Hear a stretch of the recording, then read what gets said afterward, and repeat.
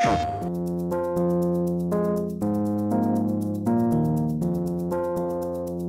a long time, people have wanted to have a device like this where you had really precise and responsive 3D input. What we're working on is really the next generation of user interface. The motion controller works by tracking the ball with the camera and then also uses internal sensors.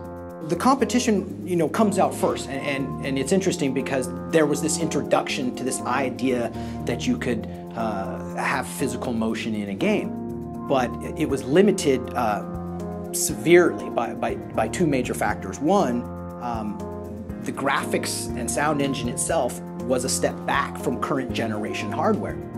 The other, the physical element of it, was gimmicky. It was nice, but you very quickly realized you wanted more out of it. You wanted precision. On certain other systems, you may start off trying to punch, but then you realize you can actually just flick the wrist. So as soon as you learn that you can actually flick the wrist, then there's no real point in actually punching.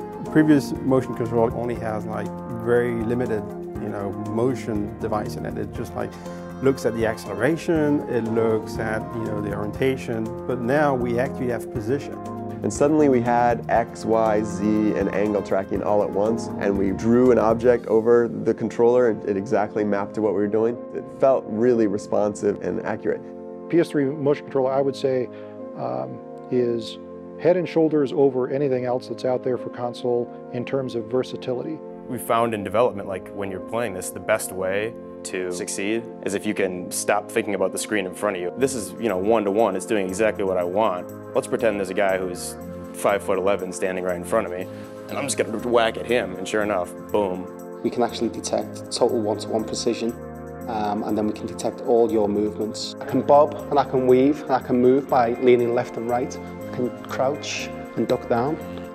But ideally, we want people to punch as if they were in a real fight situation and they had to fight as if their lives depended on it. The experience of bowling is totally different in an optical motion mechanic than in the motion mechanic of the PS3 motion controller.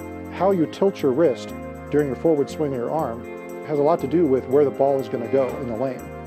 When you have this physical interface device that for the first time can start to pull the game out of the TV and into the living room is the first foray into what I really consider next generation gaming. No matter how intense the game experience is on a controller or even a mouse and keyboard, the fact that this is suddenly requiring your whole body to move. Now granted, it's your hand, but it can track how high I go, how low I go. So I crouch, it goes down with me. Everything I do matters to this thing. That's really important to any user interface. It's important that it feels connected to and it feels like your intent is properly being translated into the game. Getting lost in the character is definitely what the soul of this device is about.